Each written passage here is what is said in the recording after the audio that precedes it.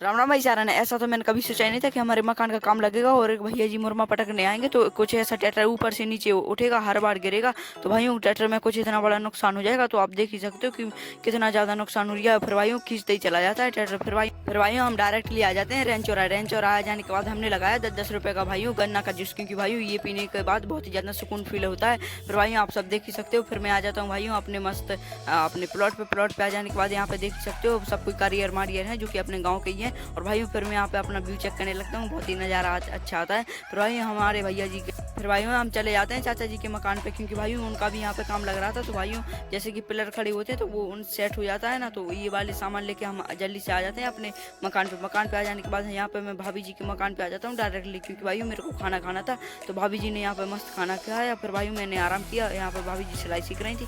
फिर भाइयों मैं जैसे ही आके देखता हूँ अपने प्लॉट पर कि भाइयों ट्रैक्टर फंस जाता है इतनी बुरी तरीके से कि निकलने का कुछ नाम ही ले रहा था। तो भाइयों आप सब देख ही सकते हो कि भाइयों मेसी ट्रैक्टर है जो कि कितना बड़ा है। फिर भी भाइयों यहाँ पे बजरी से फंस गया था, क्योंकि भाइयों यहाँ पे हम बॉल डाल रहे थे तो यहाँ पे गीला हो गया था। तो भाइयों हमने ध्यान नहीं किया, तो भाइयों भैया जी ने बैक किया तो वो फंस गया था। फिर भाइयों बहुत ही ज़्यादा झटके से निकालने के बाद निकल गया था फाइनली, क्योंकि भाइयों अगर आप नहीं निकलता ट्रैक्टर तो बहुत ही ज़्यादा नुकसान होता।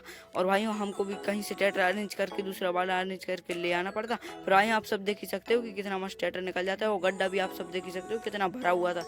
फिर भाइयों हम निकल जाते हैं अपने घर की तरफ। बाय बाय, नेक्स्ट ब्लॉग में जल्दी से